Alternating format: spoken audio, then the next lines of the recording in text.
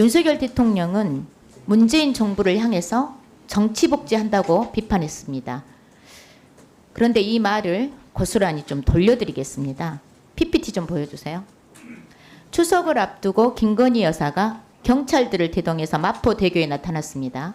9월 10일 세계 자살 예방의 날을 맞이해서 마포대교 순찰쇼, 통치자 쇼를 한 겁니다. 대통령실이 공개한 김건희 화보집 18장을 보고요. 국민들은 대체 대한민국 대통령이 누구냐? 김건희 여사가 어디서 통치자 행세냐면서 분통을 터뜨렸습니다. PPT 댓글 좀 보십시오. 국민들께서 기가 막혀 죽겠다고들 하십니다.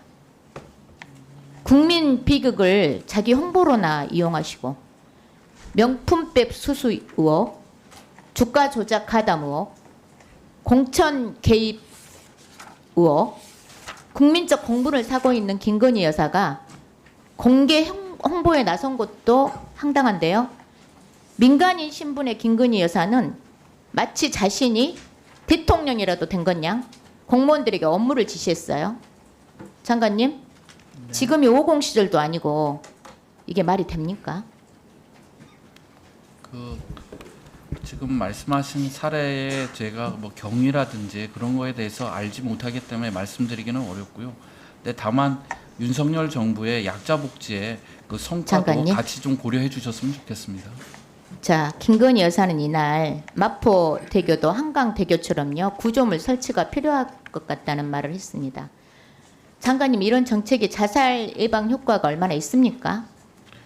제가 그 상황에 대해서 솔직히 잘 모릅니다. 그래서 여기서 잘 말씀드리기가 모르세요? 좀 무슨 아니, 말씀을 그 하셨고 다리에 네. 구조물 설치하면 자살 예방이 더 효과가 많이 있냐는 질문인데요. 다리에 구조물을 더 설치하는 것은 사실 단편적인 해법에 불과하잖아요. 그렇지 않아요, 장관님? 예. 그래서 정부가 자살률 감소를 위해 가지고 여러 가지 정책을 피고 있는 것도 사실입니다. 예. 그러니까 자살을 못하게 할 것이 아니라 자살을 안 하게 하는 이런 정책이 나와야 되는데요. 자, 우리 한국은 OECD 국가에서 자살 1위 국가인 거 아시죠? 네. 자살은 더 이상 개인의 문제가 아니고 사회적 타살입니다. 국가의 역할은 누가 한마디 하면 이랬다 저랬다 하는 단편적인 거 아니고 국가는 국민들이 죽고 싶은 나라가 아니고 살기 좋은 나라, 살고 싶은 나라를 만들어야 됩니다. 주무부처 장관님께서라도 제대로 된 인식을 가지고 자살 예방 정책을 펼쳐야 된다고 생각하는데요. 자, 장관님, 네. 온라인상에 자살 유발 정보 네. 매년 폭발적으로 증가하고 있습니다. 알고 계신가요? 네. 지난해 5년 전에 비해서 9배가 증가한 30만 건으로 역대급입니다. 그런데 자살 유발 정보를 모니터링하는 전담 인력 혹시 장관님 몇 명이나 있는지 아십니까? 예, 전담 인력이 뭐 네. 한국생명존중희망재단에서 예산 받아서 모니터링 하고 있어요. 몇 명인지 혹시 아세요? 예, 한 명입니다. 딱 한 명. 네, 딱 한 명이 놀랍게도 대한민국의 모든 자살 유발 정보를 모니터링하고 있어요. 이뿐만 아니고요. 정부는 작년에 제5차 자살 예방 기본 계획을 통해서 자살 유발 정보 모니터링 센터를 설치하겠다고 했습니다. 그거 어떻게 되고 있죠? 예, 이 시스템 구축을 위해서는 이제 ISP 수립이 필요한데 내년도 예산을 편성하는 과정에서 재정 당국에 충분히 설명을 하지 못해서 반영이 안 됐습니다. 예산을 확보하지 못해서 한 발짝도 그러니까 못 나갔다 이 말씀이신 것 같은데요. 장관님, 네. 이 관련 예산 확보해야 되는 거 아닌가요?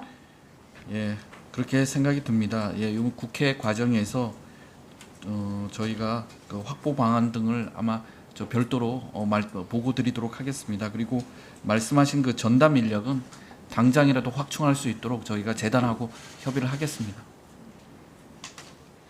구체적으로 어떻게 예산 확보하고 전담 인력 아까 금방 말씀하신 것처럼 어떻게 더 확충하고 또 자살 유발 모니터링 센터 이거 어떻게 구체적으로 추진해 갈 것인지 국정감사 종합감사 전에 보고를 좀 해주시기 바랍니다. 네, 그렇게 하겠습니다. 자, 윤석열 정부의 쇼맨십 복지는요 여기서 끝나지 않습니다. 윤석열 정부는 아픈 가정을 돌보는 아동과 청년들을 신취약계층이라고 하면서 지원체계 구축을 국정과제로 삼고 대대적으로 해결하겠다고 홍보했습니다. 그런데 지원 실적을 보면 참 처참합니다. PPT를 보실까요? 복지부가 돌봄 사각지대에 있는 청년들과 중장년층을 지원하겠다던 사업 실적입니다. 전체 3,725명을 지원했는데 이 중에서 39세 이하 청년은 240명에 불과하고 심지어 18세 이하 아동은요 35명 뿐입니다. 장관님, 네. 국정과제라고 대대적으로 홍보하고 동네 사업도 아니고 고작 240명, 18세는 35명 이렇게 지원했다는 게 이해가 되신가요? 저희가 이제 본격적으로 시작한 것이 작년 8월부터입니다. 그러다 보니까 실적이 좀 작은 것 같은데 실적을 더 내고 실질적인 도움이 될 수 있도록 하겠습니다.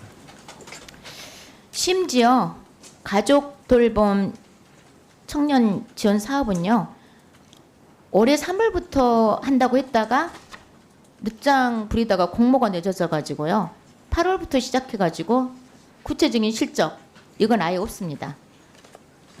이 정도면 국민 기만이고요.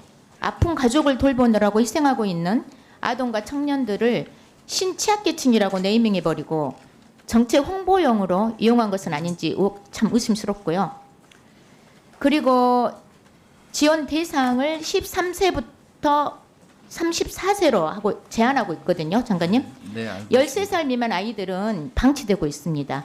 실제로 13살 미만 아이들이 가족을 돌보는 경우도 있어요. 도리어 이런 아이들을 적극적으로 발굴해서 국가가 돌봄을 아이들에게 맡길 게 아니고 더 촘촘하게 지원해야 되는 거 아닙니까? 예.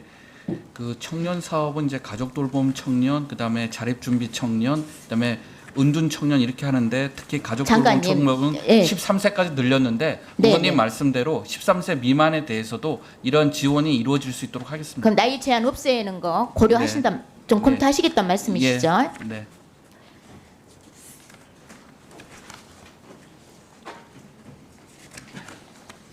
이것도요.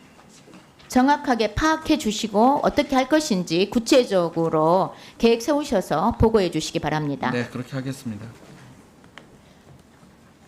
복지는 김건희 여사의 이미지 메이킹용 패션이 아닙니다. 모든 국민이 당연히 누려야 될 권리입니다.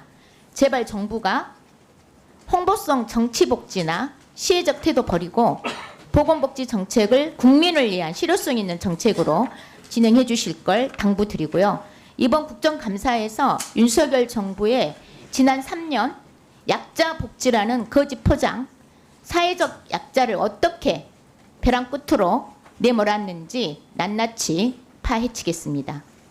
이상입니다.